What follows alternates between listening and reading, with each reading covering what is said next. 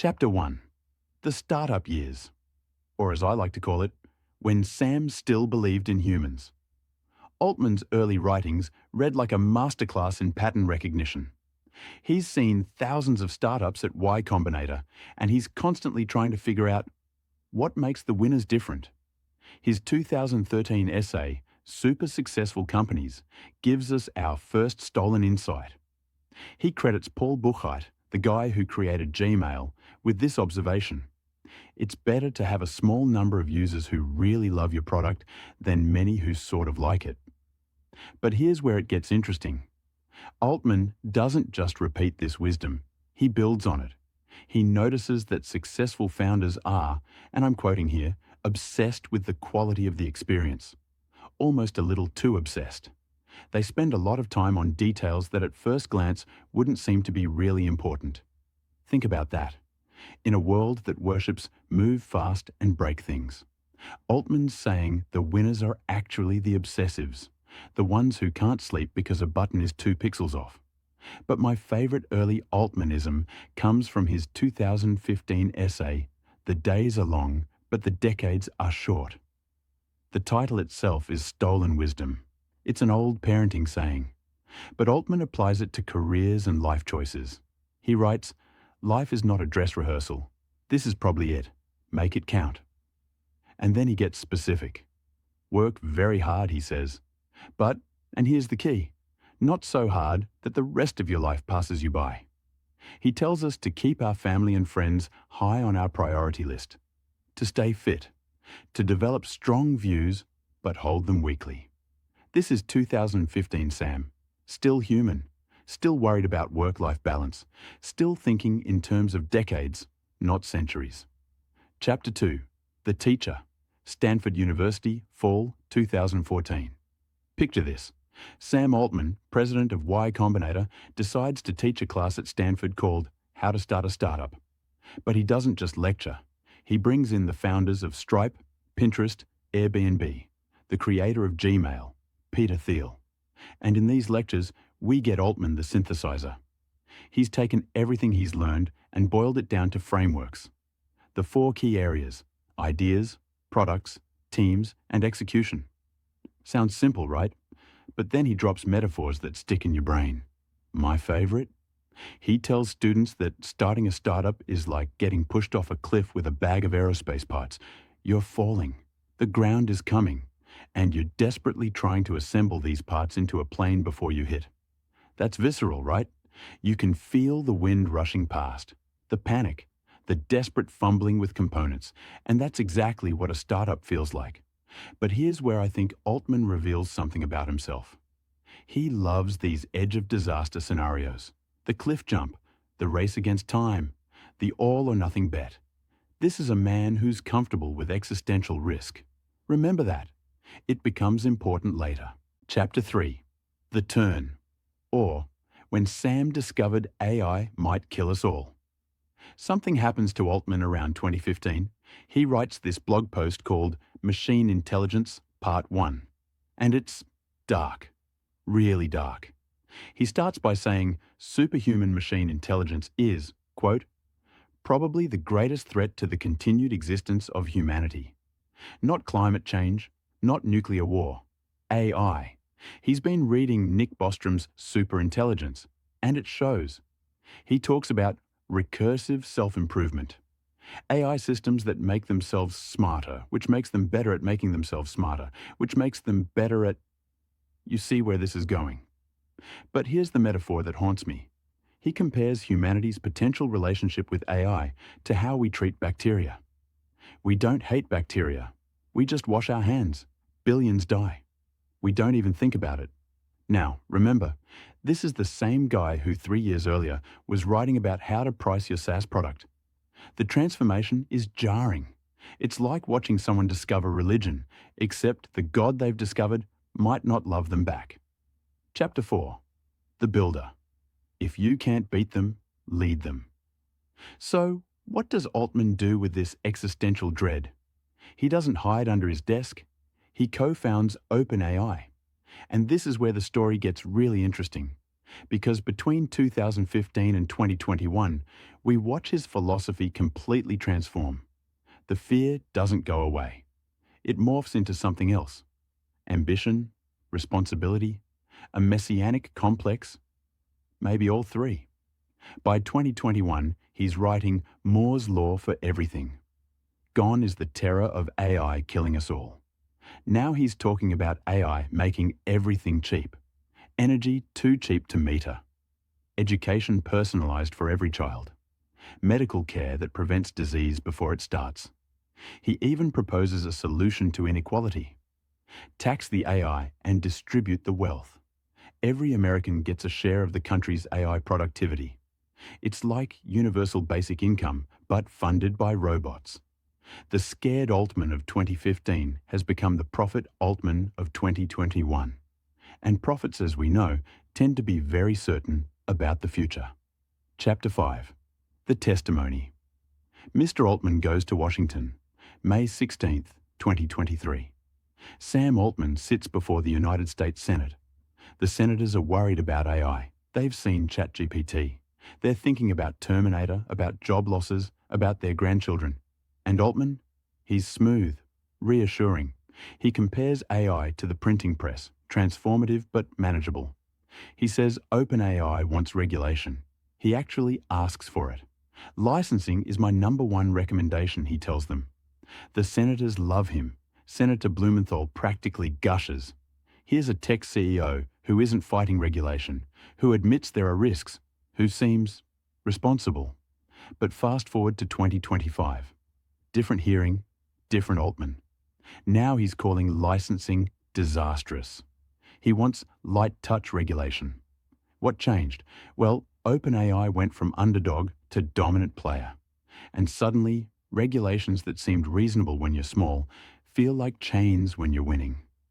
This is classic Silicon Valley, by the way. Regulate us means regulate our competitors. It's not hypocrisy exactly. It's strategy. Chapter 6. The Prophet. Past the event horizon. Which brings us to now. January 2025. Altman's latest essay is called The Gentle Singularity.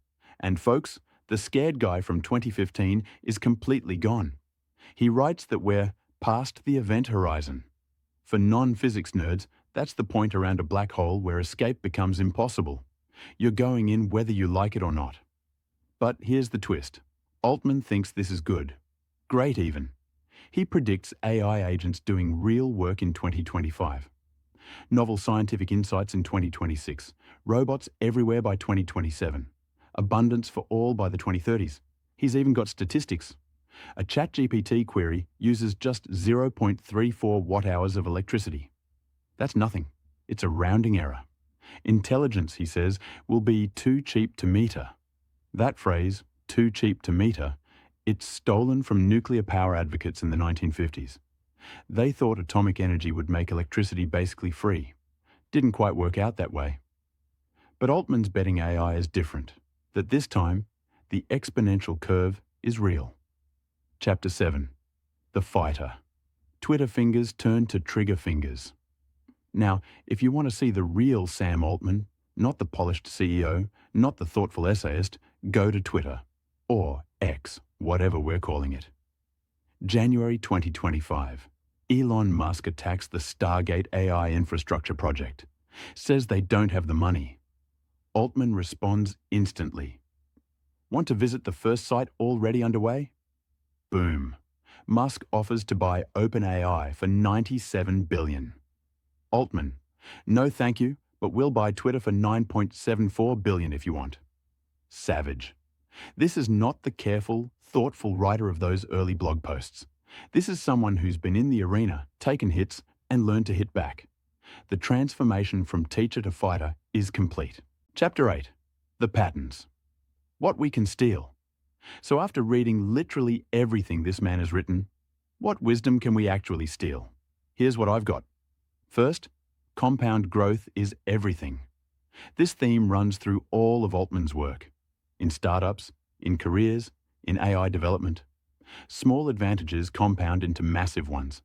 The difference between growing 5% a week and 7% a week is the difference between success and failure. Second, concentrated excellence beats distributed mediocrity. Whether it's users who love your product or AI models trained on specific tasks, depth beats breadth. Go narrow and deep before you go wide. Third, the future is not evenly distributed, and that's an opportunity. Altman consistently positions himself where the future is happening first. Y Combinator when startups were niche. OpenAI when AI was theoretical. He doesn't wait for consensus. Fourth, your philosophy should evolve with your power. The scared Altman of 2015 needed different strategies than the dominant Altman of 2025. He's not inconsistent. He's adaptive. When you're weak, seek protection. When you're strong, seek freedom. Fifth, metaphors matter. The cliff jump, the event horizon, washing our hands. These images stick because they capture something true about how the world feels.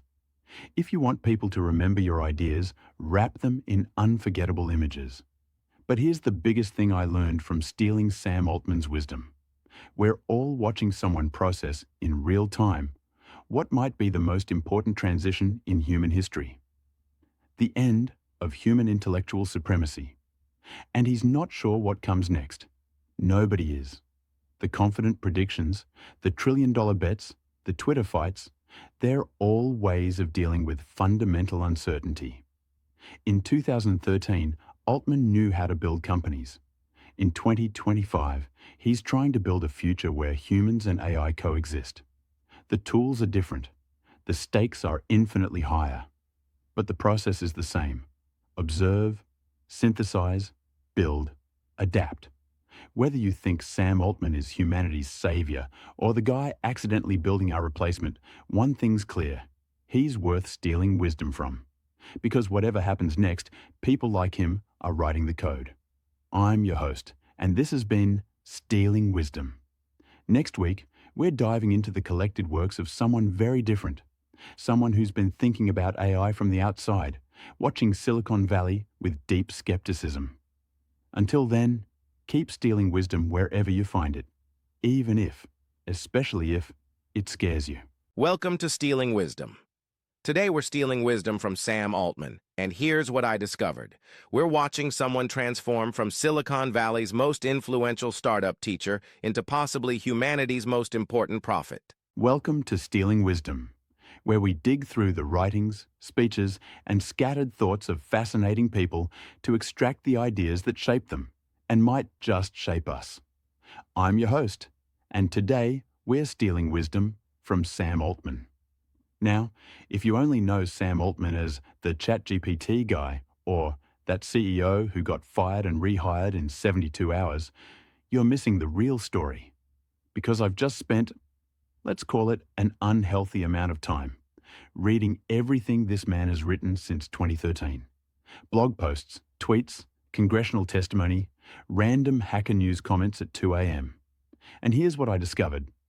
We're watching someone transform from Silicon Valley's most influential startup teacher into, well, possibly humanity's most important prophet. Or its most dangerous one. Depends who you ask. Let me paint you a picture. It's 2013. Sam Altman is running Y Combinator, the startup bootcamp that created Airbnb, Dropbox, and Reddit. He's writing blog posts about how to build companies. Practical stuff. Here's how to hire. Here's how to grow. Here's why your startup will probably fail. But then something changes. By 2015, he's writing about artificial intelligence potentially eliminating humanity, and I quote, like washing our hands. Not from malice, he says, but from indifference. The same way we kill millions of bacteria without thinking about it. Fast forward to 2025, last month actually, and he's writing that we've already passed the event horizon with AI, that we'll have AI agents doing real work this year, novel insights next year, robots everywhere by 2027. That's quite a journey, right? From here's how to find product market fit to here's how humanity transcends its biological limitations. So let's steal some wisdom and figure out what the hell happened.